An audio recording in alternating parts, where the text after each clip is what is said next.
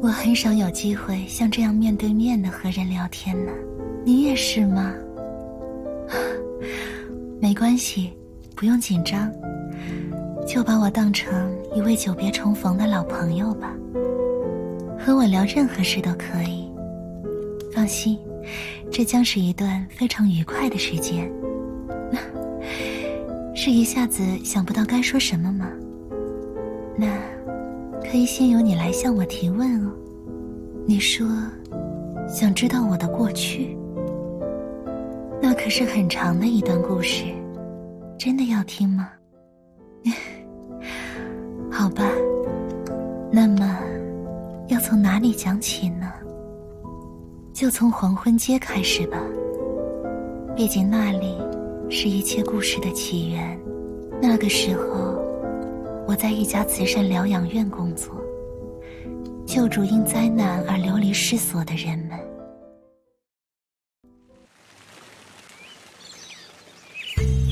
嘘，大家都安静下来，接下来是故事时间。哇，听故事啦！想听什么？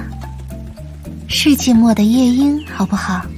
不好，已经听过800遍了。那爱笑男孩卡尔帕呢？801遍。阿波尼亚姐姐，我要听黄昏街的小精灵的故事。黄昏街的小精灵？没错，是一只小小的妖怪，喜欢把东西藏起来恶作剧。我亲眼见过，就在贫民区的排水口边上。不知道他施了什么魔法，我口袋里的2块小饼干就只剩下1块了。你又趁着阿波尼亚姐姐不在，偷偷跑出去了吗？外面很危险，好孩子不要离开疗养院哦，否则的话，姐姐就要生气了。姐姐才不会生气呢，姐姐只会拉着我讲吓人的故事。不听话的坏孩子就会受到惩罚。这样的故事吓人吗？听1000遍就很吓人了。姐姐，我不会再做坏孩子了，就给我讲讲小精灵的故事吧。啊，没错，只要是新的故事，什么都行。真是一群难缠的小家伙。好吧，让我想一想。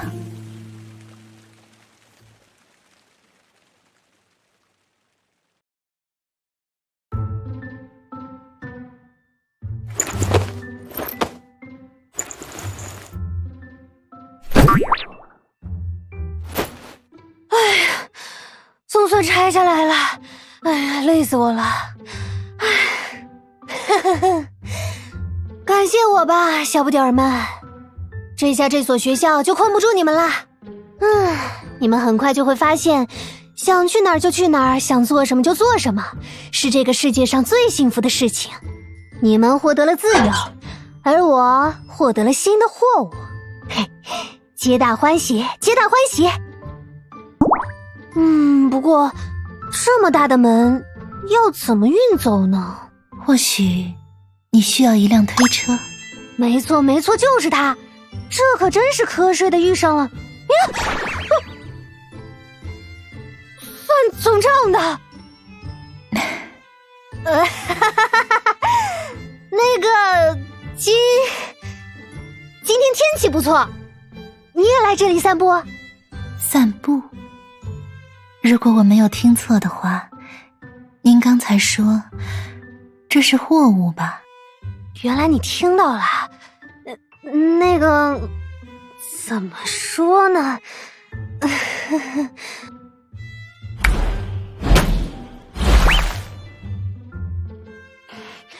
我错了，我不该动歪脑筋，真的知道错了，求你大人大量饶了我吧！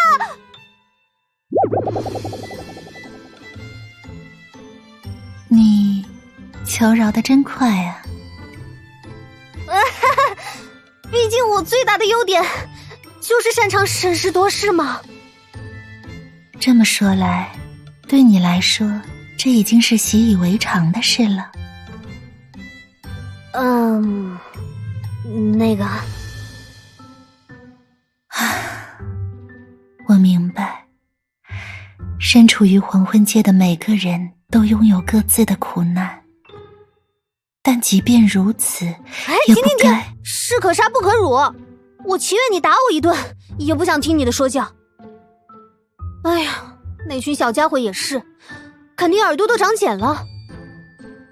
强迫他们听你啰嗦也就罢了，还把他们困在这里，连要做什么、什么时候做都列得明明白白。这哪里是学校啊，简直是监狱！原来你是这样认为的。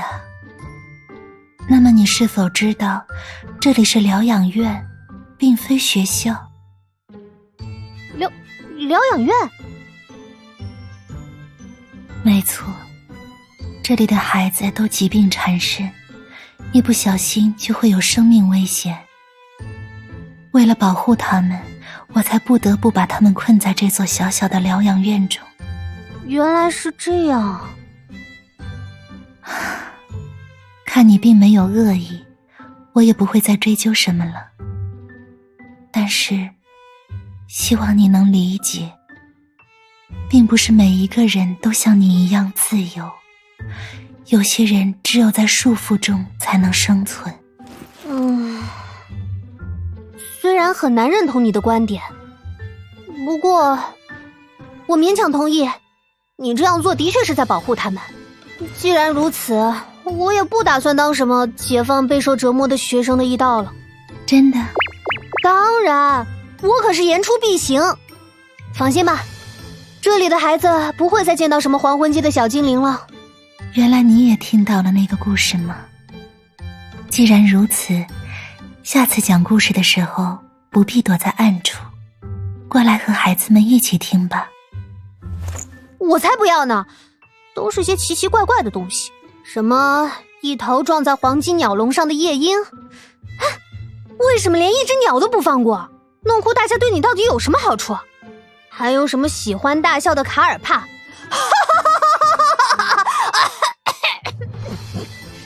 这种东西，小孩子听了真的不会做噩梦吗？哎呀，总之，你的这些故事还是留着哄那些小不点吧。再见。不对，最好再也别见了。这不是一个故事也没落下，全部听完了吗？疗养院的生活就是这样，虽然不时有小插曲发生，但大部分时间还是安宁平和的。你问我那个孩子叫什么？很可惜，当时他跑得太快，我还没来得及问他的名字。是啊，不过从那之后，孩子们之间又流传起了黄昏街异盗的传说。据说是一位劫富济贫的侠盗，总是会悄悄给疗养院送来物资。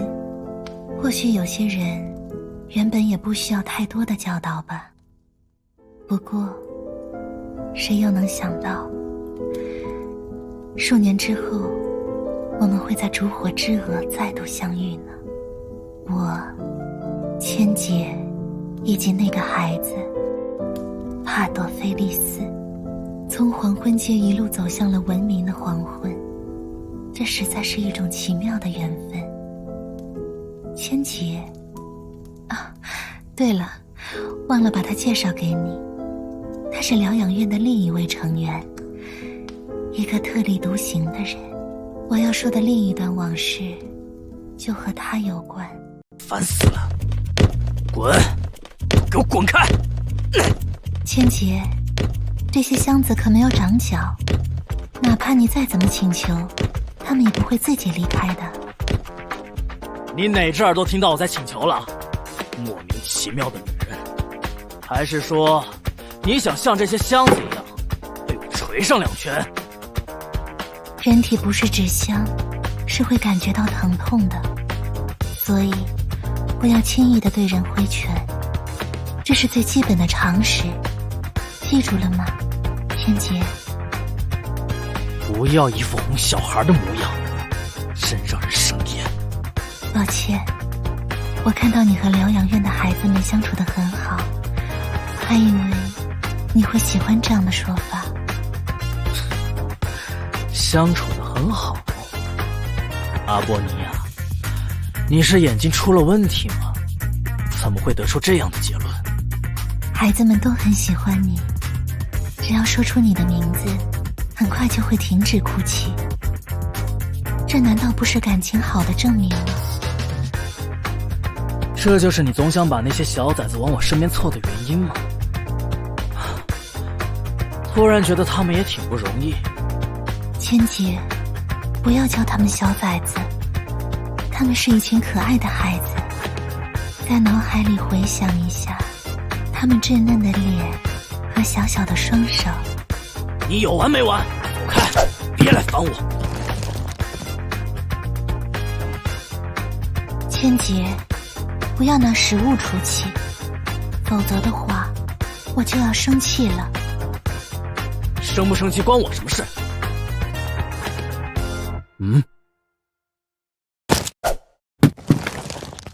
怎样？千杰，这是一种很幼稚的行为。我没有生气哦。管他幼不幼稚，有效就行了。生气了吗？没有。那这样呢？千杰，怎么，终于开始愤怒了？很好，撕下你虚伪的面具，让我看看你怒不可遏的样子。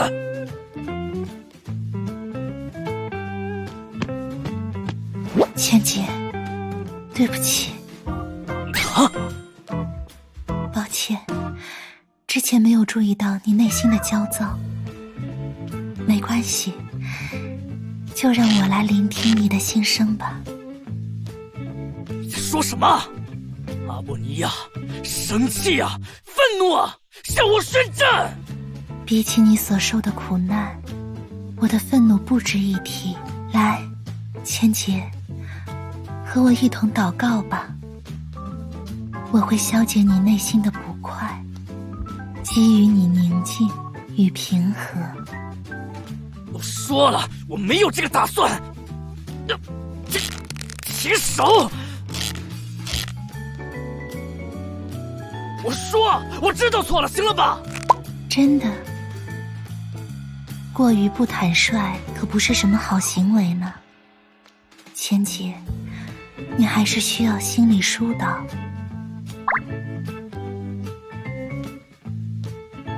我错了。什么？错了，我错了，行了吗？阿波尼亚，让我一个人待着。真是太好了，千杰。只要能意识到错误，你一定会得到救赎。阿波尼亚，你给我等着！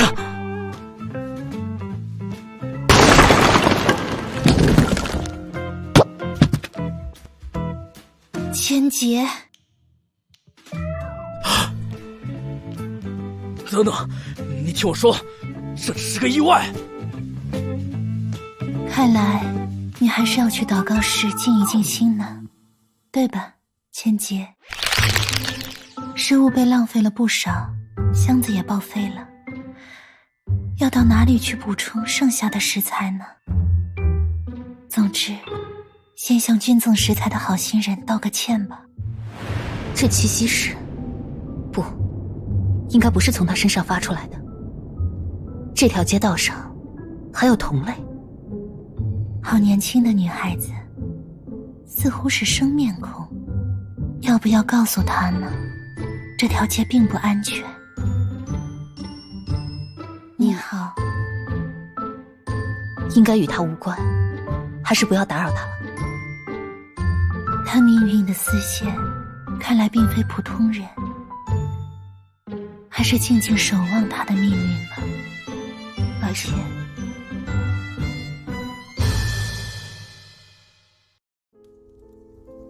这就是关于那位千杰的往事。吵架？怎么会呢？我和他从未争吵过，我只是帮他平复了内心的焦躁而已。这样的对话发生了许多次，我们都已经对此习以为常了。是啊，即便是在以混乱和异常著称的黄昏街，我也没见过第二个像千杰那样的男人。不过他的内心并不像他表现出来的那样狂躁而混乱。相信总有一天他可以和大家打成一片，如果没有那件事发生的话。我刚才走神了吗？抱歉，我只是想起了一些往事。没错，就是那件事。接下来的话题就不那么令人愉快了。你真的要听下去吗？我知道了，我会尽量选择温馨的片段。至于那些黑暗的瞬间，就让它们深藏在我的心底，再也不适于任何人。让我继续讲下去吧。那是我出访烛火之娥的第1天。高层们还在开会，在对你进行审判之前，这里就是你的观察室。这里是审讯室，重刑犯将在这里被决定未来的去处。重刑犯吗？我会受到怎样的审判呢？恕我无可奉告。我对自身的命运其实并无关切，因为我已经看到过太多。那么我可以问另一个问题吗？你说。疗养院的住户中还有幸存者吗？阿波尼亚，有些时候隐瞒并不意味着欺骗，而是另一种形式的保护。我明白了。鹰，你叫鹰对吗？如果在黄昏街的时候我叫住了你，结果会不会有所不同？飘零之花无法重回枝头，这样的假设毫无意义，我无法给予你答案。或许能回答你问题的人来了。让我看看是谁正聚在这里聊天呀，真是个漂亮的女孩。鹰，你居然认识这么可爱的女孩子却不介绍给我，我们不是最好的朋友了吗？你最好的朋友数量可能有点多。别这么含蓄嘛，鹰。虽然知道你只是口是心非，但我还是会受伤的。你……嗨，重新自我介绍一下，我是艾莉西亚，也可以直接叫我艾丽。你就是那位阿波尼亚，对不对？等你好久了。一个人待在烛火之娥，肯定很紧张吧？那些家伙怎么能把一个柔弱的女孩子扔在这里呢？真是太粗心了。别担心，我这就带你去熟悉熟悉周围的环境。艾莉西亚，她并不是客人。我知道，不过那又有什么关系呢？不用这么紧张，她只是个普通且柔弱的少女，而且恰好对烛火之娥有一些误会，趁这个机会消除彼此的偏见，加深了解，不是再好不过吗？鹰，你也会帮我保密的，对吧？人已经带回了烛火之娥，任务完成，我要返回独勇进行报备了。哎呀，鹰怎么走得这么急？原本还想3个人好好聊一聊呢。算了，以后一定还会有机会的。你好呀，阿波尼亚。我知道烛火之娥在外面的风评不太好，不过在我看来，这里的大家都只是为了让文明延续下去而全力以赴的普通人哦。相信我，好吗？来，这是表示友好的握手哦。和我随便聊点什么吧，阿波尼亚。艾莉西亚小姐。别这么见外，叫我艾丽就好啦。你不惧怕我吗？惧怕？难道你是觉得我会因为担心被你的美貌盖过风头，所以对你敬而远之吗？不会啊，我最喜欢美丽的女孩子啦。艾莉西亚小姐，你既然了解我的经历，应该能明白我想问的是什么吧？我之所以身处此处，是因为我是即将接受审判的罪人，我的罪行罄竹难书。罪人？可是在我眼前的只有一个满心悲伤的普通少女呀。不管别人对你如何评判，我一眼就看得出，你从根本上是个极尽所能付诸善良的人。可我带来了灾难。如果我没有收容身患崩坏病的人们，或许一切都不会发生。那不是你的错，即便你没有收容他们，崩坏也会在别的地方爆发。你仅仅做了自己认为正确的事。正确的事吗？他们也是这样相信着我的，然后成为了人人惧怕的感染源头，在恐惧中迎来了毁灭。艾莉西亚小姐，你看过孩子们的睡脸吗？小小的，稚嫩的，毫无防备地呈现在你的眼前。如果你在许多个夜晚都看到这样的场景，或许你就能明白我现在的心情了。露儿、安克西尔、绿，一共73个名字。在1天之前，他们还围在我的身边，央求我给他们讲故事。但是现在，一切都付之一炬。我记得他们的每一张脸，那就是我的罪业。阿波尼亚，可以听听我的想法吗？我没有办法劝说你放下那出惨剧，因为对于你来说，那或许意味着背叛吧。但是我希望你知道，灾难并不是你带来的，它只是恰好发生在你的身边，所以不要被困在名为过去的牢笼之中了，因为那些孩子还需要有人记住他们的名字呀。艾莉西亚。没错，就是这样。你不但记得许多过去的名字，也会遇到新的名字呀。所以别再摆出这副表情了，这么漂亮的眼睛，不笑多可惜呀。来，笑一个。这样一副表情，是在为那些已经不在了的人们默哀吗？为我感到悲伤？请别皱眉，不必为我伤感。如果感同身受的话，就替我笑一笑吧。现在这样的表情就很好。没关系，距离那件事已经过去了很久，这期间发生了许多波折，我早已不再沉溺于自责之中了。这一切都要感谢艾莉西亚，她真是个奇妙的人，对吧？是啊，如果烛火之蛾没有她的话，不，可以的话，我并不愿意设想那种可能，因为她的存在为我的生命开辟了更多可能。美食、美酒，还有3个比盛放的鲜花更美丽的少女，这样美好的情景只会在童话里出现吧。艾丽，你自夸起来真是一点都不嘴软呢。因为我说的都是事实呀，真诚的夸赞通常都比较动听。小心，酒要洒出来了。哎呀，我的好阿波尼亚，这种时候就睁一只眼闭一只眼吧。那可不行，要是弄脏衣服的话。好了好了，怕了你了，你还是这么爱操心，连在置身之处也一点都没变，真是。在置身之处发生了什么吗？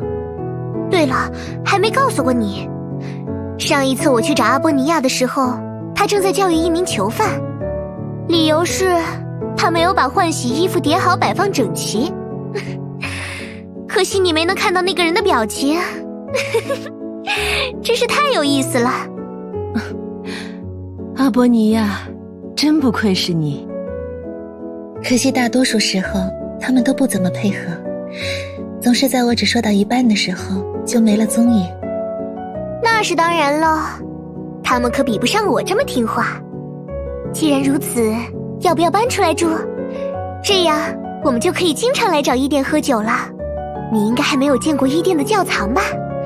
很久之前我定下过一个小小的目标，先把它珍藏的美酒都尝上一遍。那你们恐怕还要喝上很多很多年了。那可不好说哦，我可是有秘密武器。好不好呀，阿波尼亚？留下来吧。是啊，为什么要避世所居呢？这样的习惯在这个时代可并不多见。难道就像传闻中说的那样，是为了祭奠？我猜是为了守护吧。只有阿波尼亚能够注视着那些静默在黑暗中的身影，也只有阿波尼亚可以保护他们。这就是他一直以来都在做的事情呀。阿波尼亚，我是不是很善解人意？如果猜对了的话，记得要奖励我。就让你经常来陪我好了。是啊，时至今日，我已经不再计较曾经的对错了。我只是想要再多庇护一点眼前的人们，无关他们的过去或未来。艾莉西亚，这是你教会我的事。没错，你只要做自己认为正确的事就好了。认真追求理想的女孩子最可爱了。就算你走错了方向，我们也会提醒你的。这就是好姐妹存在的意义呀。谢谢你，艾莉西亚。这些沉重的话题，还是以后再聊吧。今天就暂且举杯吧。没错，今天可是女生们的酒会，就不要说这些难懂的话啦。来碰杯吧。干杯！敬悠长的岁月，敬此时此刻，敬纯然如一之心。阿波尼亚，你怎么喝得这么快？一整瓶酒都被你喝完了。再来一杯。哎呀，搞错了，那是我的酒杯呀。阿波尼亚。艾丽，原来这就是你的秘密武器吗？这么看来，你的小目标很快就会实现了。那段日子是我最怀念的时光。我本来以为我的一切都会随着疗养院的那场大火一同终结，却没有想到我的未来会一直绵延至今。或许这就是命运的奇妙之处吧。守护了什么，失去了什么，已经模糊在了这片黑暗之中。这里的光线太暗，使我只能看到自己的手中还握着什么，以及想要抓住什么。这就是我迄今为止的人生。好了，我的故事就到此为止。接下来是你的时间，也请让我听一听吧，关于你的经历。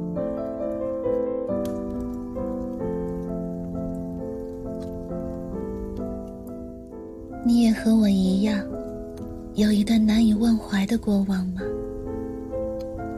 请握住我的手吧，让我抚平你内心的悲伤。